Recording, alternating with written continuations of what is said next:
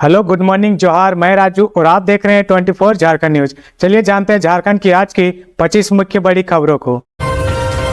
कर्मा पर्व पर महिलाओं को हेमंत सरकार का तोहफा, मैया सम्मान योजना की राशि जारी। कर्मा पर्व के अवसर पर राज्य सरकार ने महिलाओं को खास तोहफा दिया है। मुख्यमंत्री मैया सम्मान योजना अंतर्गत रांची जिला की 3,78,641 महिलाओं को अगस्त महीने की सम्मान राशि प्रदान की गई। इसके तहत लाभुक महिलाएं के बैंक खाते में कुल 94,66,02,500 रुपये का आधार आधारित भुगतान किया गया। इस योजना के तहत प्रत्येक महिला को हर महीने 2,500 रुपये की समान राशि दी जाती है। सरकार का उद्देश्य महिलाओं को आर्थिक व सामाजिक रूप से सशक्त बनाना है ताकि वे आत्मनिर्भर होकर सम्मानजनक जीवन जी सके। जिला दंड अधिकारी सह रांची डीसी मंजुनाथ भजंत्री ने कहा कि कर्मा पर्व पर दी गई यह सम्मान राशि महिलाओं के जीवन में नई ऊर्जा और आत्मविश्वास का संचार करेगा।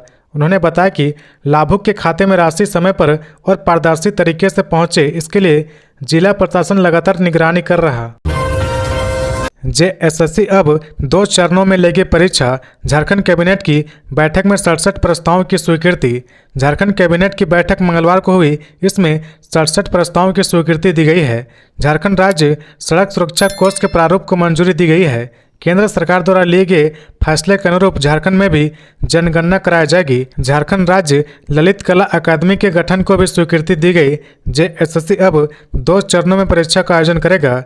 राज्य विस्थापन आयोग के गठन को लेकर भी प्रारूप स्वीकृति दिए गए हैं। कब होगा निकाय चुनाव? हाईकोर्ट में हुई सुनवाई, टालने पर सरकार को लगाई फटकार। झारखंड में स्थानीय शहरी निकाय चुनाव कराने को लेकर दाखिल अवमानना याचिका पर मंगलवार को झारखंड उच्च न्यायालय में सुनवाई हुई। यह मामला पार्षद रोशनी खालको बनाम झारखंड सरकार से जुड़ा है। जस्टिस आनंद सेन की अदालत में सुनवाई के दौरान प्रार्थी की ओर से अधिवक्ता विनोद सिंह ने पक्ष रखा। सरकार की ओर से महाअधिवक्ता ने दलील दी और चुनाव कराने के लिए अतिरिक्त समय की मांग की है। हालांकि अदालत ने सरकार की यह मांग खारिज कर दी। सुनवाई के दौरान मुख्य सचिव अलका तिवारी भी मौजूद रही। अदालत ने 4 जनवरी 2024 को दिए गए आदेश के बावजूद समय पर चुनाव न कराने पर नाराजगी जताई और माना कि यह कोर्ट की अवमानना है। अब इस मामले की अगली सुनवाई 10 सितंबर 2025 को होगी। 25 साल बाद झारखंड को मिला विस्थापन व पुनर्वास आयोग। डुमरी विधायक जयराम महतो ने कहा, सरकार ने मेरी बात मानी। झारखंड कैबिनेट की मंगलवार को हुई बैठक में राज्य में विस्थापन और पुनर्वास आयोग के गठन को मंजूरी दी गई। लंबे समय से उठ रही इस मांग को लेकर डुमरी विधायक जयराम महतो ने सरकार के फैसले का स्वागत किया।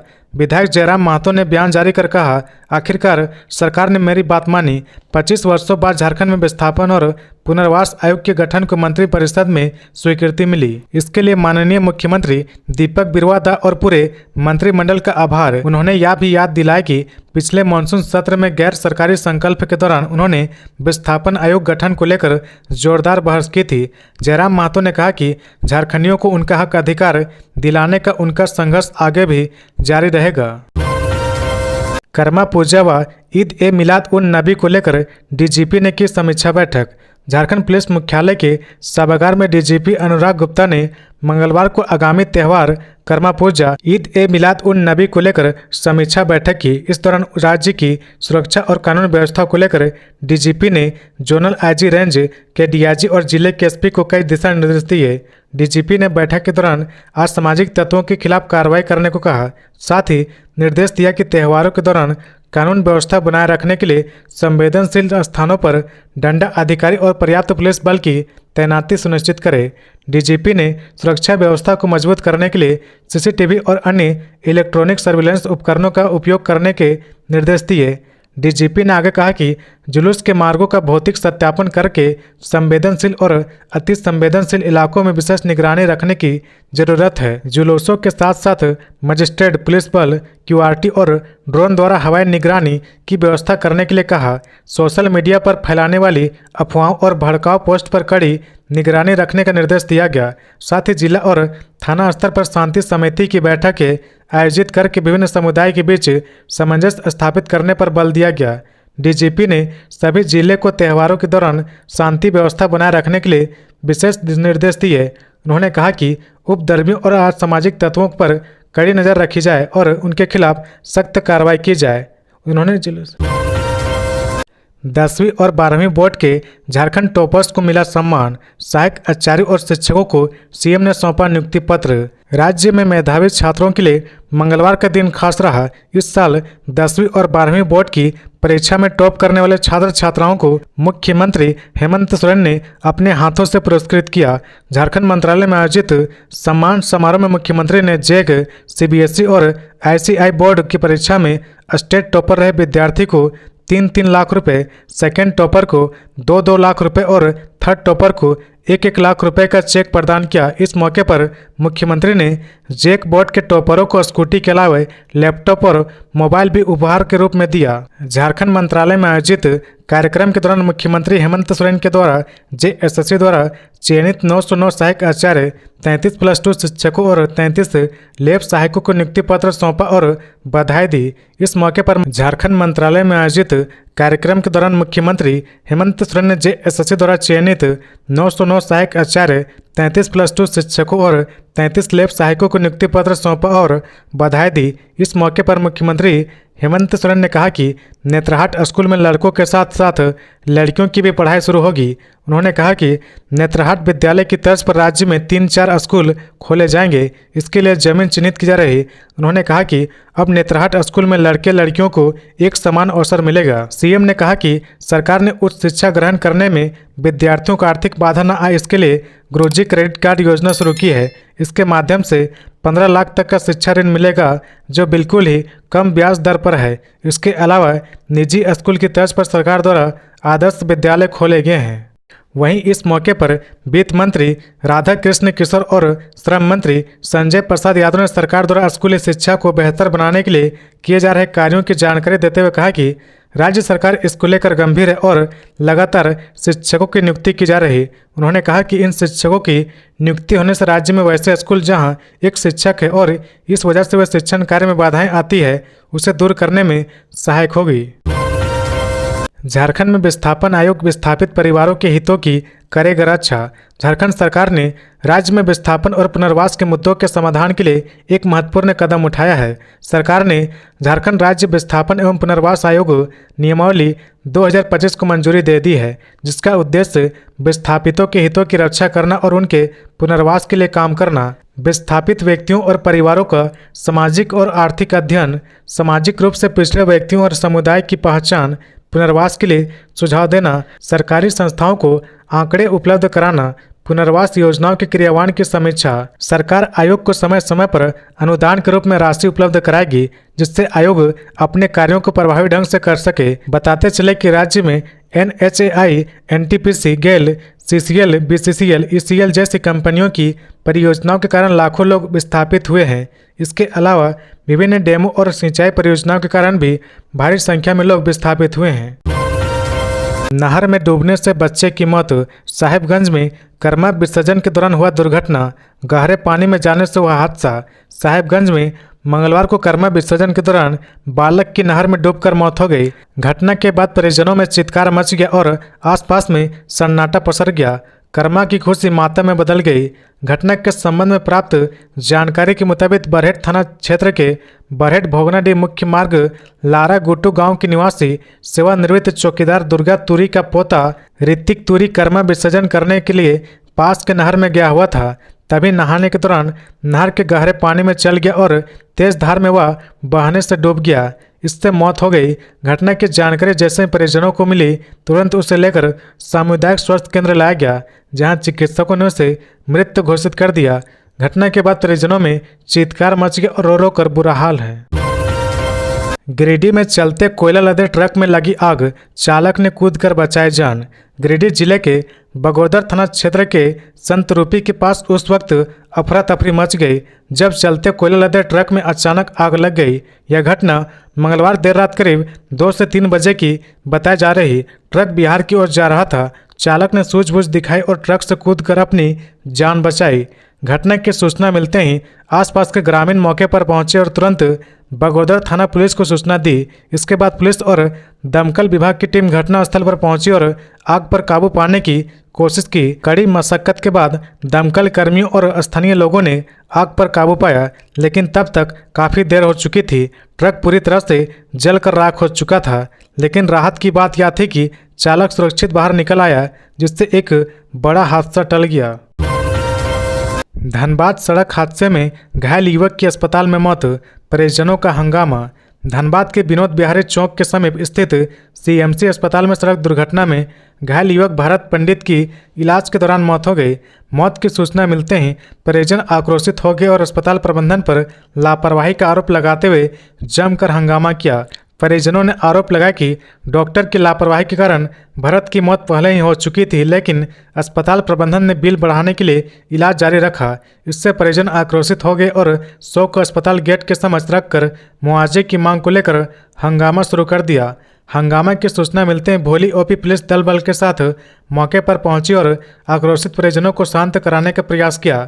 घटना के बाद अस्पताल के डॉक्टर और कर्मी मौके से गायब हो गए। रांची के कांके में बंद घर से 35 लाख रुपए चोरी करने वाले गिरोह का पर्दाफाश, 2 साथी चोर गिरफ्तार।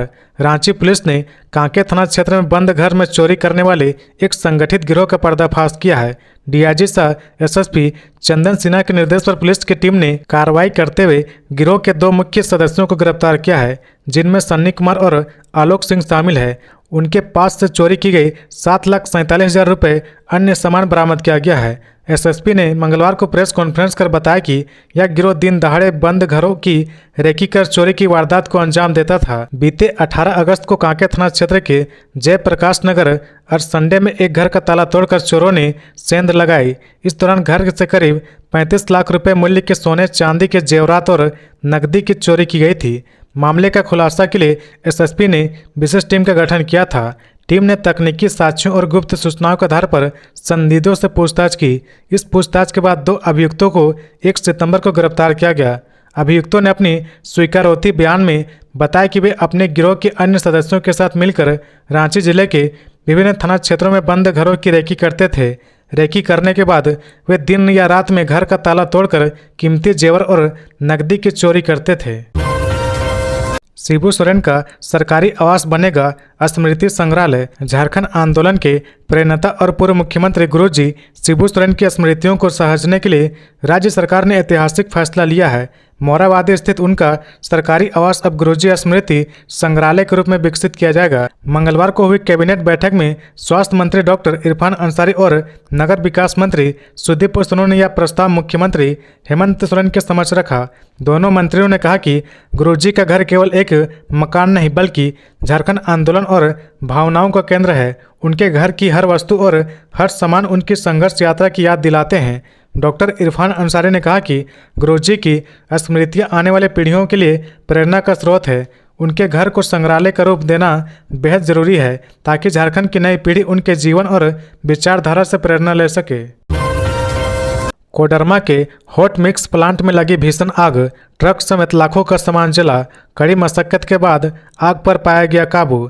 कोडरमा जिले के मरकच्चो थाना क्षेत्र में मंगलवार को एक हॉट मिक्स प्लांट में आग लग गई। मुरकम नाई पंचायत के बरियाडी स्थित बिरहोर टोला के पास स्थित एक प्लांट में एक ट्रक सहित लाखों का सामान जलकर राख हो गया।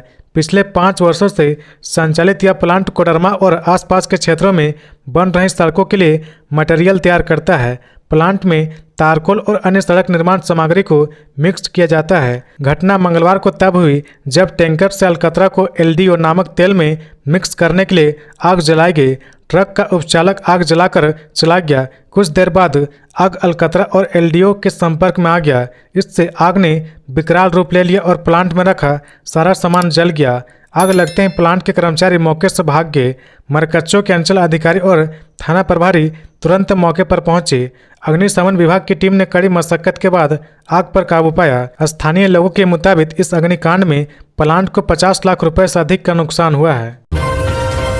रांची में नई शराब नीति लागू, 138 दुकानों में बिक्री शुरू। अब रात 11 बजे तक मिलेगा शराब। झारखंड सरकार की नई उत्पाद नीति सोमवार से रांची में लागू हो गई है। इसके तहत जिले की 150 शराब दुकानों को ई लॉटरी के माध्यम से आवंटित किया गया है। इनमें से 138 दुकानों का लाइसेंस और साइट वेरिफिकेशन पूरा हो गया है और सोमवार से वहां बिक्री शुरू हो गई। बाकी दुकानों में भी जल्द ही बिक्री शुरू कर दी जाएगी। सोमवार को सप्लाई देर से पहुंचने के कारण शराब की बिक्री शाम 5 बजे से शुरू हो पाई। इसके बावजूद दुकानों पर ग्राहकों की अच्छी खासी भीड़ नजर आई। नई नीति के मुताबिक अब शराब की दुकान रात 11 बजे तक खुली रहेगी। पहले दुकान रात 10 बजे तक ही चलती थी। समय बढ़ने से ग्राहकों को थोड़ी सहूलियत मिलेगी। सरकार ने शराब की कीमतों में कुछ बढ़ोतरी की है, लेकिन इसके बावजूद पहले दिन दुकानों पर लंबी कतारें लगी। ग्राहकों का कहना है कि ब्रांड की उपलब्धता और दुकानों के समय में बढ़ोतरी से उन्हें राहत मिलेगी। ईद मिलाद उन नबी पर्व को लेकर विशेष सतर्कता बरतने के निर्देश। डीजे और भड़काऊ पोस्ट पर रहेगी विशेष नजर। ईद मिलाद उन नबी को लेकर स्पेशल ब्रांच के झारखंड के सभी डीसी, एसएसपी और एसपी को पत्र लिखकर सतर्कता को लेकर आवश्यक निर्देश जारी किया गया है। जानकारी के मुताबिक इस वर्ष 5 सितंबर को ईद मिलाद उन नबी पर्व मनाए जाने की संभावना है। पैगंबर मोहम्मद साहब के जन्म दिवस के अवसर पर मनाए जाने वाले ईद मिलाद उन नबी को लेकर झारखंड पुलिस के स्पेशल ब्रांच ने कुछ निर्देश जारी किए हैं। स्पेशल ब्रांच के द्वारा लिखे गए पत्र में यह बताया गया कि इस वर्ष 5 सितंबर को मुस्लिम समुदाय के लोगों के द्वारा ईद मिलाद उन नबी पर्व मनाए जाने की सूचना है।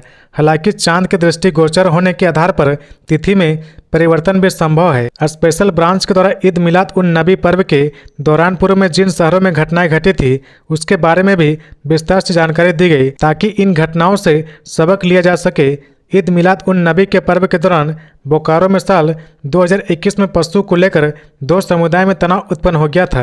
वहीं साहिबगंज में साल 2019 में पटाखा फोड़ने को लेकर आगजनी और तलवारबाजी हुई थी। साल 2019 में हजारीबाग में भी पर्व के दौरान पत्थरबाजी की घटना हुई थी।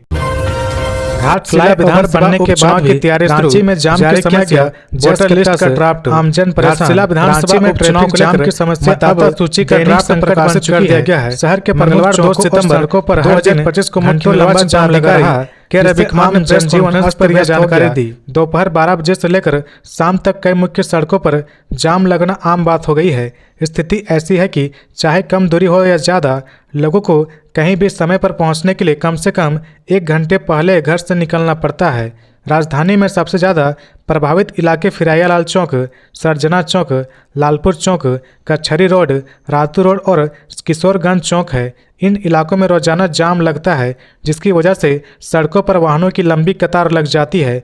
फ्लाईओवर और एलिवेटेड कॉरिडोर बनने के बावजूद जाम की समस्या जस की तस बनी हुई है। जाम की समस्या के कारण राहगीरों, छात्रों और मरीजों को भारी परेशानियों का सामना करना पड़ता है। बच्चे समय पर स्कूल नहीं पहुंच पाते हैं। वहीं जाम के कारण एम्बुलेंस समय पर अस्पताल नहीं पहुंचा पा रही है। स्थानीय लोगों ने प्रशासन से ट्रैफिक प्रबंधन को लेकर सख्त और कारगर कदम उठाने की मांग की है। लोगों का कहना है कि अगर समय रहते उपाय नहीं किया गया तो आने वाले दिनों में रांची में आवागमन और भी दुश्वार हो जाएगा। रातू रोड फ्लाईओवर बना ऑटो स्टैंड, जाम पर हाईकोर्ट ने लिया संज्ञान।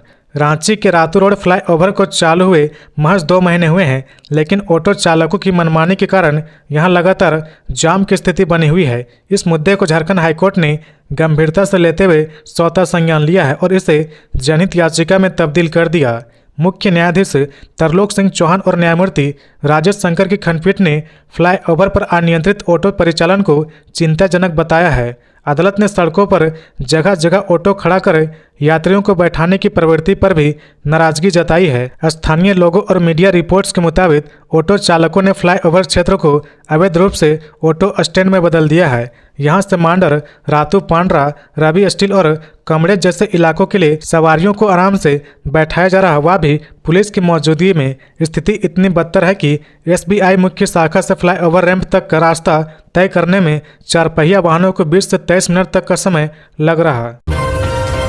रिम्स 2 के बगल में अक्टूबर में रहेगा आदिवासियों का महादरबार, पूर्व सीएम चंपई सोरेन की घोषणा। राजधानी रांची में रिम्स 2 के बगल में चिन्हित जमीन पर अक्टूबर महीने में एक आदिवासी महादरबार आयोजित किया जाएगा।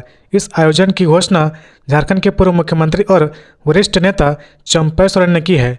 उन्होंने बताया कि इस महादरबार के माध्यम से सरकार की आदिवासी विरोधी नीतियों को उजागर किया जाएगा। चंपा सोरेन ने स्पष्ट रूप से कहा कि यह दरबार इस बात का प्रतीक होगा कि हेमंत सोरेन के नेतृत्व वाली सरकार आदिवासियों के हितों की अनदेखी कर रही। उन्होंने आरोप लगाया कि वर्तमान सरकार आदिवासी समाज के अधिकारों के साथ खिलवाड़ कर रही। पूर्व मुख्यमंत्री ने बताया कि इस महादरबार में राज्य भर से करीब 2 लाख आदिवासी की जुटने की संभावना है। कार्यक्रम की तैयारियां जोर शोर से की जा रही और इसके जरिए आदिवासी समुदाय की एकजुटता और उनके अधिकारों की आवाज को बुलंद किया जाएगा। झारखंड में बिना हेलमेट वाहन चलाने वालों से रोजाना वसूले जा रहे 42,78,000 रुपये जुर्माना। झारखंड में यातायात नियमों का उल्लंघन करने वाले विशेष रूप से बिना हेलमेट दोपहिया वाहन चलाने वाले पर पुलिस सख्त कार्रवाई कर रही है। पुलिस रिपोर्ट के मुताबिक राज्य में हर दिन बिना हेलमेट वाहन चलाने वालों से औसतन 42,78,000 रुपये जुर्माना वसूला जा रहा। झारखंड पुलिस की एक रिपोर्ट के मुताबिक पिछले 2 महीने में राज्य के 24 जिले में 2,56,683 दोपहिया वाहन चालकों को बिना हेलमेट वाहन चलाते पकड़ा गया। इसका मतलब है कि हर दिन औसतन बिना हेलमेट पहने वाहन चलाने वाले 4,278 चालकों पर कार्रवाई की जा रही। मोटर वाहन अधिनियम के तहत बिना हेलमेट गाड़ी चलाने पर 1,000 रुपये का जुर्माना लगाया रहा, जिसके हिसाब से एक दिन में 42,78,000 रुपये और 2 महीने में 25,66,00,000 रुपये का जुर्माना वसूला गया। पुलिस द्वारा जारी किए गए आंकड़ों के मुताबिक हजारीबाग और रांची में सबसे ज़्यादा चालान काटे गए हैं, जबकि कई अन्य जिलों में भी बड़ी संख्या में कार्रवाई की गई। बोकारो स्टील सिटी होकर सितंबर से 3 पूजा स्पेशल ट्रेन, 5 सितंबर से शुरू होगी ट्रेनों की आवाजाही। कोयम्बटूर धनबाद एक्सप्रेस भी रुकेगी। सितंबर महीने से त्योहारी सीजन शुरू हो रही इस सीजन में यात्री की भीड़ भाड़ को देखते हुए विशेष पूजा स्पेशल ट्रेन का परिचालन किया जाएगा।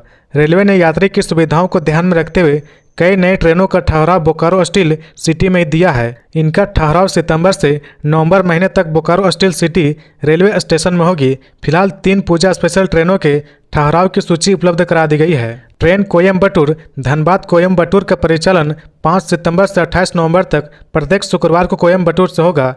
वहीं वापसी में ट्रेन धनबाद कोयम्बटूर बनकर 8 सितंबर से 1 दिसंबर तक प्रत्येक सोमवार की सुबह धनबाद से खुलेगी। रांची गोरखपुर रांची स्पेशल का परिचालन 18 अक्टूबर से 1 नवंबर तक प्रत्येक शनिवार को रांची से होगा। वहीं इस ट्रेन की वापसी गोरखपुर रांची के रूप में 19 अक्टूबर से 2 नवंबर तक प्रत्येक रविवार को गोरखपुर से होगी।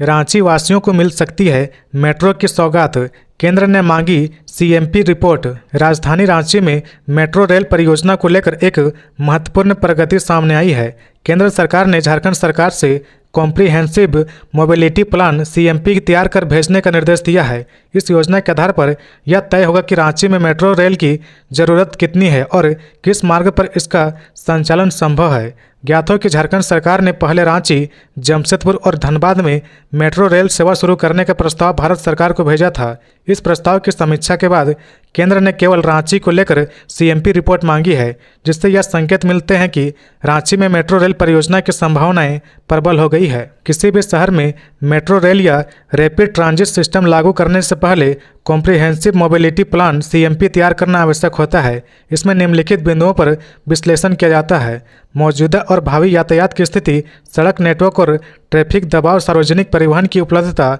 निजी वाहनों की संख्या और उससे होने वाला जाम, पर्यावरणीय प्रभाव, वैकल्पिक परिवहन संसाधनों की जरूरत। सीएमपी रिपोर्ट के आधार पर केंद्र सरकार यह निर्णय लेती है कि किसी शहर में मेट्रो रेल व्यवहारिक और आवश्यक है या नहीं। रांची में लगातार वाहनों की संख्या और यातायात जाम की समस्या तेजी से बढ़ रही है। रातू रोड, किशोरगंज चौक, अल्बर्ट एक्का चौक, नामकुम और लापुंग रोड जैसे क्षेत्रों में सुबह और शाम के समय घंटों तक ट्रैफिक जाम लग रहा है। जनसंख्या और शहरी विस्तार के कारण निजी वाहनों पर निर्भरता भी बढ़ी है। विशेषज्ञों का मानना है कि यदि समय रहते सस्टेनेबल और वैकल्पिक सार्वजनिक परिवहन व्यवस्था नहीं विकसित की गई तो आने वाले वर्षों में रांची में ट्रैफिक की स्थिति और भी गंभीर हो सकती है। बंधु तिर्की ने पेशा कानून के संशोधन के लिए मंत्री दीपिका पांडे सिंह को सौंपे सुझाव। कांग्रेस के प्रदेश कार्यकारी अध्यक्ष और पूर्व मंत्री बंधु तिर्की ने सोमवार को ग्रामीण विकास एवं पंचायती राज्य मंत्री दीपिका पांडे सिंह से मुलाकात की। इस दौरान बंधु तिर्की ने पेशा कानून को लेकर तैयार प्रारूप में आवश्यक संशोधन से संबंधित सुझाव का दस्तावेज सौंपा है। पूर्व मंत्री बंधु तिर्की ने कहा कि झारखंड जैसे प्रदेश के लिए पेशा कानून अत्यंत महत्वपूर्ण है और इसे प्रभावशाली तरीके से लागू करना जरूरी है। उन्होंने पंचायती राज विभाग के बेहतर प्रयासों की सराहना की और इस प्रयास को सफल बनाने के लिए कुछ जरूरी सुझाव दिए हैं। बंधु तिर्की ने कहा कि ये सुझाव ग्राम सभा की मजबूती, गांव के विकास और राज्य की परंपरा एवं संस्कृति को संरक्षित रखने के लिहाज से महत्वपूर्ण है। झारखंड में हर साल 300 आदिवासी विद्यार्थियों को डॉक्टर और इंजीनियर बनाएगी सरकार, खाका हो रहा तैयार। झारखंड की हेमंत सरकार हर साल 300 होनहार आदिवासी छात्र छात्राओं को डॉक्टर और इंजीनियर बनाने की तैयारी कर रही है। इसके लिए मेधावी आदिवासी विद्यार्थियों को चयनित कर नीट और जेईई की मुक्त कोचिंग दी जाएगी। एजेंसी के चयन के लिए 13 अगस्त तक टेंडर प्रक्रिया को फाइनल करने की दिशा में काम चल रहा है। इसके बाद परीक्षा के जरिए चयनित मेधावी छात्र छात्राओं को कोचिंग की सुविधा मुहैया कराई जाएगी। कल्याण आयुक्त कुलदीप चौधरी ने बताया कि ट्राइबल स्टूडेंट के लिए अलग अलग बैच बनाकर कोचिंग दी जाएगी। 11वीं कक्षा में पढ़ने वाले विद्यार्थियों को 2 साल तक कोचिंग कराई जाएगी। इनमें 75 छात्र छात्राओं का बैच जेईई के लिए होगा, जबकि 75 का बैच नीट के लिए। इसी तरह 12वीं कक्षा में पढ़ रहे छात्र छात्राओं को 1 साल की कोचिंग दी जाएगी। इस बैच के लिए 75 विद्यार्थी जेईई और 75 विद्यार्थी नीट की तैयारी करेंगे। उन्होंने कहा कि इसके लिए रांची में भवन निर्माण प्रस्तावित है। भवन निर्माण होने तक रांची के हिंद पीढ़ी में मौजूद कल्याण विभाग के भवन में कोचिंग दी जाएगी। इन्हीं भवन में चयनित स्टूडेंट के लिए खाने और रहने की व्यवस्था होगी। पहली बार होनहार और गरीब आदिवासी छात्र छात्राओं के लिए इस तरह की योजना शुरू की जा रही। एजेंसी के चयन के बाद मेरिट के आधार पर विद्यार्थी का चयन होगा। हालांकि अभी तक यह तय नहीं हुआ कि चयन की प्रक्रिया क्या होगी। झारखंड के सरकारी विश्वविद्यालय के कर्मचारियों के लिए खुशखबरी, मिलेगा 5 लाख रुपए तक का लाभ। झारखंड सरकार के कर्मियों की तरह ही अब राज्य के सभी सरकारी विद्यालय में भी 1 मई 2025 से स्वास्थ्य बीमा योजना लागू की जाएगी। उच्च व तकनीकी शिक्षा विभाग ने इस बाबत रांची विश्वविद्यालय, विनोबा भावे विश्वविद्यालय, सिद्धू कानू मुर्मू विश्वविद्यालय, नीलांबर पीताम्बर विश्वविद्यालय, कोल्हन विश्वविद्यालय, विनोद बिहारी महतो कोयलांचल विश्वविद्यालय, डीएसपीएमयू, जेयूटी महिला विश्वविद्यालय जमशेदपुर, झारखंड रक्षा शक्ति विश्वविद्यालय के रजिस्ट्रार को पत्र भेजकर इसकी विधिवत जानकारी दी गई है। विभाग के अपर मुख्य सचिव सुनील कुमार द्वारा सभी विश्वविद्यालय के रजिस्ट्रार को अपने विश्वविद्यालय और इसके अंतर्गत अंगीभूत कॉलेज में कार्यरत सेवानिवृत्त शिक्षक और शिक्षकेतर कर्मचारी को योजना में शामिल होने के लिए इनरोलमेंट प्रक्रिया पूरी करने और प्रीमियम भुगतान आदि से संबंधित कार्य के लिए एक वरीय पदाधिकारी को नोडल अफसर नियुक्त करने का निर्देश दिया गया है। हरमू अरगोड़ा व शाहजानंद चौक का सुंदरीकरण होगा, 14 करोड़ की मंजूरी। राज्य सरकार ने राजधानी रांची के 3 चौकों के सुंदरीकरण को स्वीकृति दी है। नगर विकास एवं आवास विभाग ने मंत्री सुदीप कुमार सोनू ने पर्यटकीय विकास के आधार पर अरगोड़ा, हरमू और शाहजानंद चौक के सौंदर्यीकरण के लिए लगभग 14 करोड़ रुपए की मंजूरी दी है। नगर विकास विभाग के प्रधान सचिव ने जुडको को स्वीकृति चौराहों के सुंदरीकरण की प्रक्रिया जल्द शुरू करने का निर्देश दिया है। कहा कि चौक चौराहों के आकर्षक रहने से शहरवासी एवं अंगतुकों के मानस पटल पर शहर की अच्छी छवि बनेगी। हरमू चौक के लिए 5 करोड़ 44 लाख रुपए, अरगोड़ा चौक के लिए 4 करोड़ 26 लाख और शाहजानंद चौक के लिए 4 करोड़ 2 लाख रुपए की स्वीकृति हुई है। प्रधान सचिव ने कहा कि 3 चौक चौराहों के सुंदरीकरण के तहत सुव्यवस्थित गोलंबर बनाया जाएगा। इसके कायाकल्प के तहत फव्वारे, सुंदर फूल, आकर्षक पौधे और झारखंड के वृक्ष भी लगेंगे। हरे भरे विदेशी घास से लैंडस्केपिंग की जाएगी। अरगोड़ा चौक के वर्तमान 8 मीटर की गोलाकार को बढ़ाकर 18 मीटर तक, शाहजानंद चौक के गोलंबर को 6 से बढ़ाकर 24 फीट किया जाएगा। हरमू चौक पर अंडाकार स्वरूप दिया जाएगा। इससे यातायात संचालन में सुविधा होगी, निर्बाध परिवहन होगा। चौराहों पर लगे वर्तमान मूर्तियों को बड़े प्लेटफॉर्म पर स्थापित किया जाएगा। शेड युक्त विश्राम स्थल राहगीरों के लिए होगा। आरामदेह फुटपाथ भी नवीकरण के तहत रहेगा।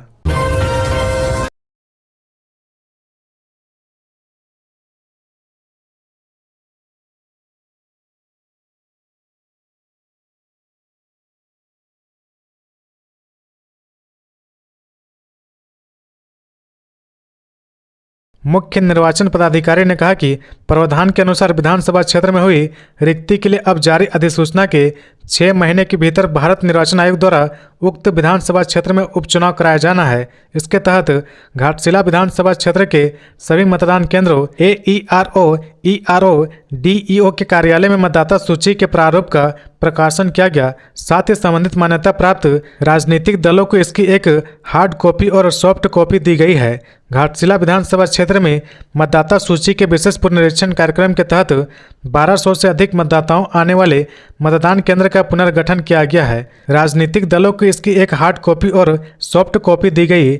घाटशिला विधानसभा क्षेत्र में मतदाता सूची के विशेष पुनरीक्षण कार्यक्रम के तहत 1200 से अधिक मतदाताओं वाले मतदान केंद्रों का पुनर्गठन किया गया, जिसके बाद उस विधानसभा क्षेत्र में मतदान केंद्रों की संख्या बढ़कर 300 हो गई। इस हेतु सभी मान्यता प्राप्त राजनीतिक दलों के साथ बैठक और अन्य नियमानुसार कार्रवाई की गई। उन्होंने बताया कि प्रारूप मतदाता सूची का प्रकाशन 2 सितंबर यानी मंगलवार को किया गया। इस हेतु दावा या आपत्ति जमा करने की अवधि 2 सितंबर से 17 सितंबर तक है। मतदाता सूची में नाम जोड़ने हेतु फॉर्म 6, हटाने हेतु फॉर्म 7 और संशोधन के लिए फॉर्म 8 जमा किया जा सकता है। रांची के सभी अंचलों में लगे जनता दरबार में लोगों की समस्याओं का त्वरित समाधान। मंगलवार को जिले के सभी अंचलों में जनता दरबार का आयोजन किया गया। उपायुक्त मंजुनाथ भजयंत्री के निर्देशन में प्रत्येक मंगलवार को लगने वाला यह दरबार आम जनता की समस्याएं सुनने और उन्हें तुरंत दूर करने के लिए एक महत्वपूर्ण मंच बन चुका है। मंगलवार को दरबार में भी बड़ी संख्या में लोग पहुंचे और अपनी परेशानियां अधिकारियों के सामने रखी। कई मामलों का मौके पर ही समाधान कर दिया गया, जबकि कुछ जटिल मामलों को संबंधित विभागों को भेजा गया है ताकि जल्द से जल्द कार्रवाई हो सके। प्रशासन ने इस दरबार में वृद्धजनों, महिलाओं और दिव्यांग नागरिकों की समस्याओं को प्राथमिकता दी। उनकी शिकायतें पहले सुनी और त्वरित कार्रवाई कर उनका समाधान किया गया। तो ये थी आज की झारखंड की टॉप बड़ी खबरें। इसी तरह झारखंड की हर छोटी सी बड़ी खबर देखने के लिए आप हमारे चैनल 24 झारखंड न्यूज को सब्सक्राइब करके बेल आइकन प्रेस कर ले, जिससे झारखंड की हर छोटी सी बड़ी खबर की अपडेट आप तक पहुंचता रहे। तो आज के लिए बस इतना ही। हमें दीजिए इजाज़त, फिर मिलते हैं नेक्स्ट न्यूज में।